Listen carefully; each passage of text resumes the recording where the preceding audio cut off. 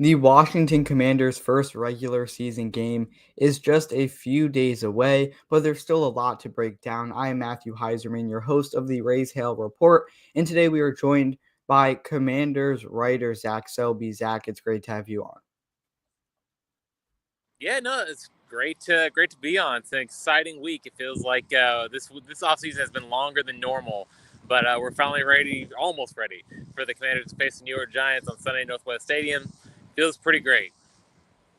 Absolutely, definitely looking forward to that matchup. And getting right into it, I want to take a look at the depth chart that came out the other day on Washington's Week 1 depth chart. Bill Croskey-Merritt was the fourth running back listed.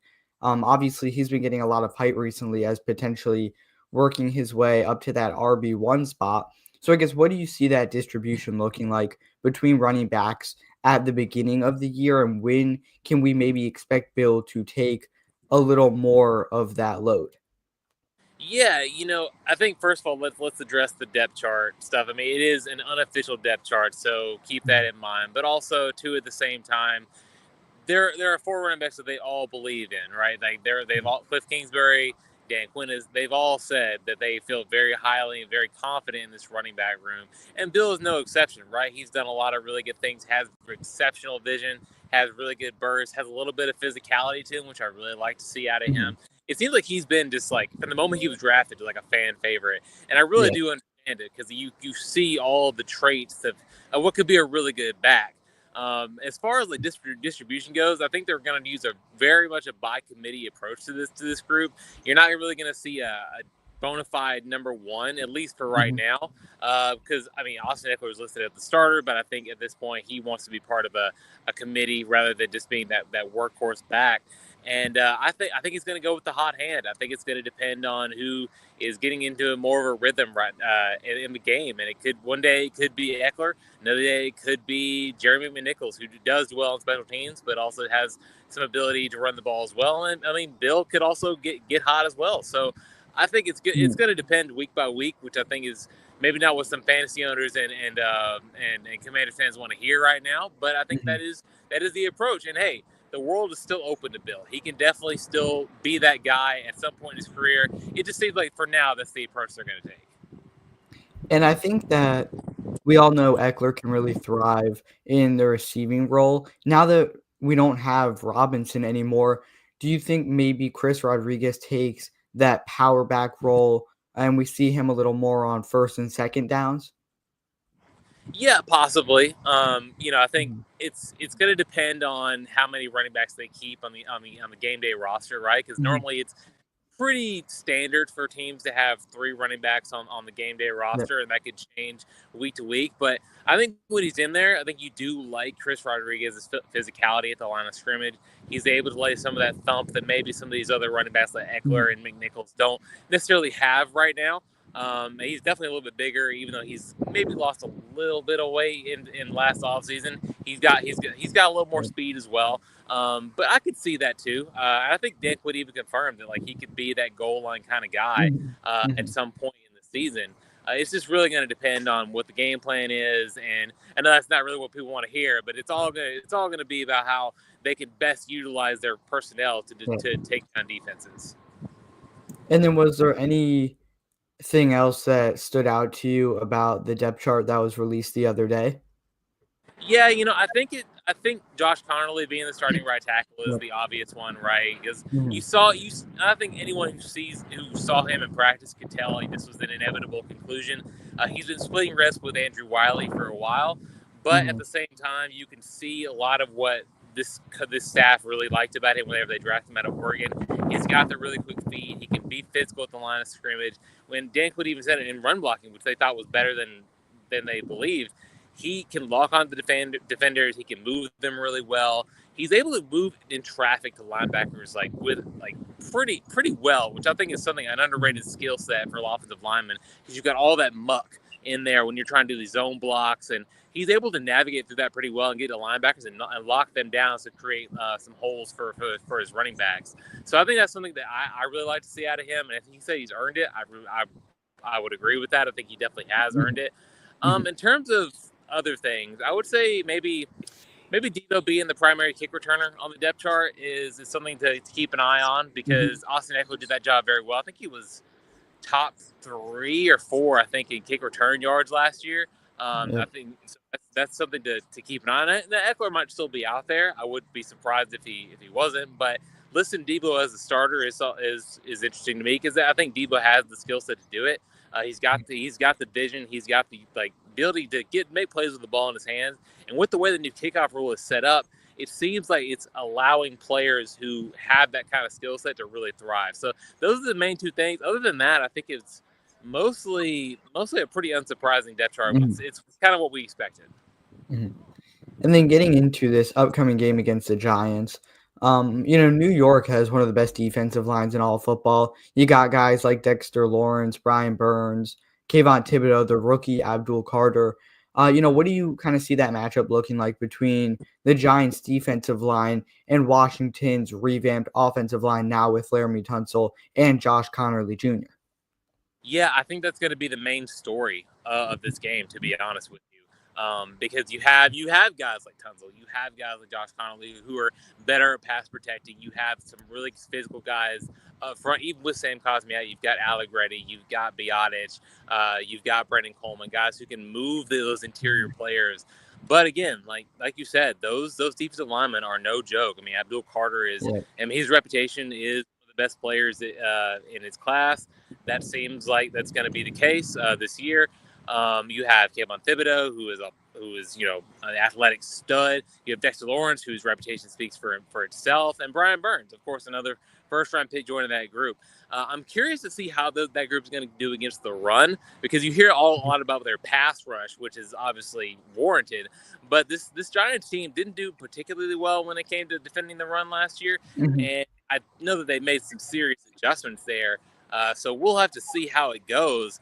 But I do think if they can protect Jaden, if they can establish the run better, I think this is going to be a very fun matchup between those two. Mhm. Hey, we actually get to see Larry Tunsil go up against guys like Brian Burns and Abdul Yeah. Carter to see if it's worth it, and we'll get to see why he's a top 5 tackle in the league. Mhm. And you mentioned how New York isn't necessarily great against the run. I think the same applies with Washington. They allowed the third most rushing yards per game last season. Are you confident in their ability to contain New York's ground game in this matchup with maybe a mix of Tyrone Tracy and Cam Scatabo? Yeah, it definitely is one of the bigger things that I'm going to watch this Mhm. weekend for sure. Because I think that was one of the big goals this offseason, was to get bigger in the interior, and also to get defensive ends who can set the edge and force those Mhm. outside runs back inside to more traffic.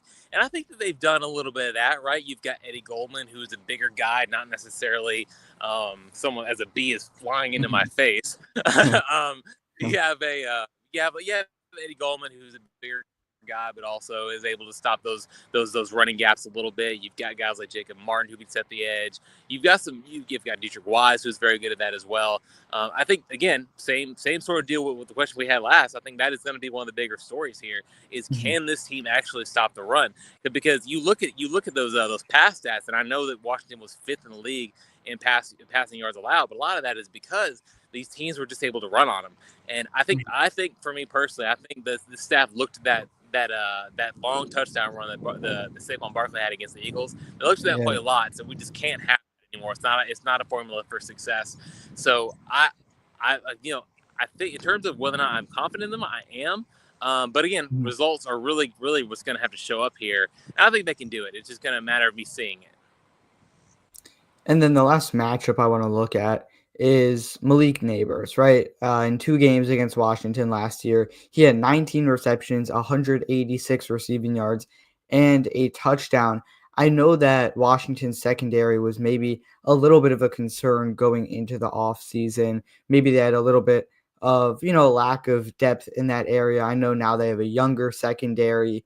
What's going to go into containing Neighbors in this game? Do you think they have what it takes to do that?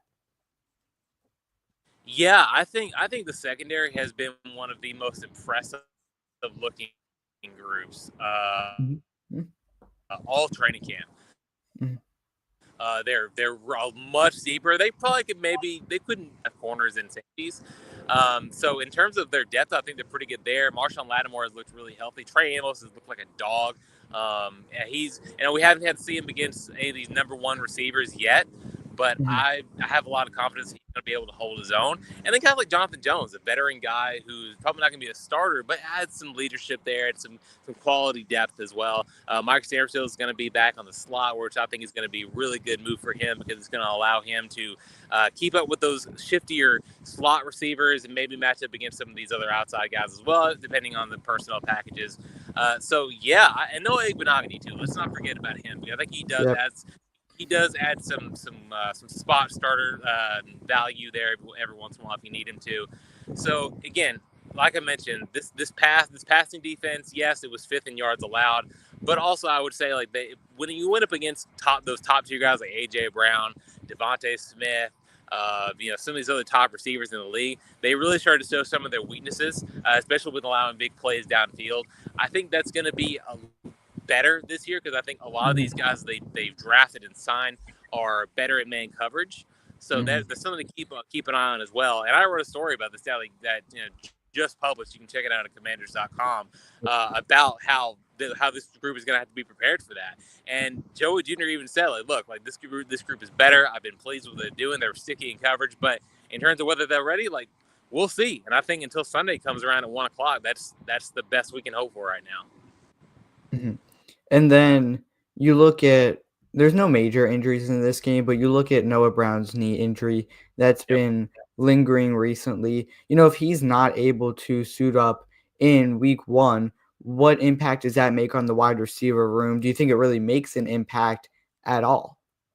Well, yeah, I think it would definitely make an impact, right? Mhm. Because there's not a player necessarily on the roster that does what he does best, right? He's the Mhm. biggest dude. He's the tallest. And I think Yeah. even I think it was Cliff that actually brought up today about how he thinks he's one of the more technical route runners that he's seen. Mm. And he's able to draw pass interference plays. He's able to open Yep. up the field a little bit more downfield. I think that's skill sets that you can't necessarily teach. Now, I know they have Jalen Lane as they put him inside and outside, but again, something that I've mentioned before is that he's not exactly the same player as Noah Brown. They're different in stature, different in skill Mhm. sets. So it's not going to be a one-to-one comparison. I would think that they would try him out a little bit more there, possibly, if Noah Mhm. couldn't go. Now, I should also put as a clarifier here. He's looked pretty good in practices. I know he's been on the injury report. He's limited, but he's looked strong. He's looked quick. I feel like he's possibly going to be ready, good to go. They don't seem like concerned about it, but we shall see. And also, I think you have to remember here, like if Noah can't go, they do have guys like Ja'Cory Brooks. They have guys like Chris Moore on the practice squad that they can bring up for more depth. So I think they do have options, but with only 5 receivers on the active right now, yeah, I mean it's gonna have an effect for sure. But also, I think you have like Terry, you have guys like Devo, and you have pass catchers out of the backfield as well in Austin and Bill that can help out. So maybe there's not a one-to-one like replacement, but there is like an Mhm. aggregate sort of like way Yep. to substitute that. Now, if there was one key to the game for Washington in this matchup, if they want to take home the victory, what would you say that is? Ooh, man.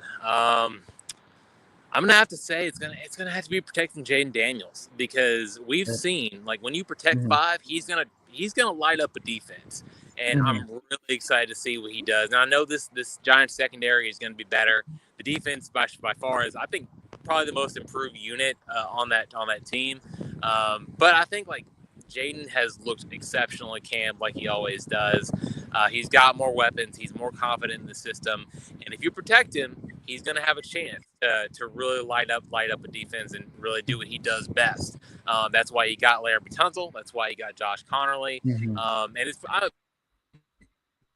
what I there's going to be some pressure, go harder. Now I think they're better equipped for it. I think they've got Mhm. more skill, more big skill, as I like to call it, on the offensive line, Yep. and I think having a top five tackle really matters. It really does. Mhm. So if Mhm. you could protect Jaden, Yep. I think you can feel pretty good about what Washington is going to be able to do on offense. Now, are there any under the radar guys that you think we should keep an eye out for in this matchup as well? Oh man, under the radar guys. I'll give you one. I'll give you Kane Madrano. Mm, Now that's yep. maybe not necessarily under the radar guy, but compared to like some of the Mhm. guys we talked about, I would say Yeah. that he is. Yep. Kane has really stood out in coverage to me. I think he's looked really fast. He's been able to hold up with some of these guys, Mhm. and some of these wide receivers and tight ends, and I think that's been pretty impressive for a rookie. And he plays his face off. Like he plays with energy. He's going to go out there. He might not always make the right play, but he's going to be Mhm. able to do it with like 100% intensity and energy. And that, Yep. as a rookie, is honestly half the battle. Now, what I would like to see him do is I'd like to see him turn some of these tipped passes and pass breakups into interceptions. That's something that I noticed in camp, that he puts Mhm. himself in the right spot. It's just a matter of him getting the ball like in his hands and securing it and turn some of these plays into turnovers. But I think he could potentially have a bigger role in coverage a little bit there. And I think the run defense will be something to watch out with him as well. But yeah, Kane is going to be a guy that I'm going to have my eye on for sure. Mhm. Yeah, I love that pick, and I do think it. I know you said maybe it doesn't count as under the radar guy, but I think when you look at this linebacker depth behind Wagner and Luvu, it's going to be tougher for him to carve out a role. So if we really are able to see a lot from him in this game, that would be amazing on the defensive side of things. Now, my final question for you before we wrap things up: with the season opener this Sunday, what would Washington have to accomplish this season as a whole for you to be satisfied with the results after making the NFC Championship game last year and considering the high expectations that everyone has for them this year? Yeah, I think that honestly is one of the big questions of the offseason, right? Mhm. Because you start off so hot, just to start a whole new regime change and everything, that the Yep. standards are pretty high up there. And of course, the obvious goal is to make the Super Bowl every year, regardless of what everyone else says, of course.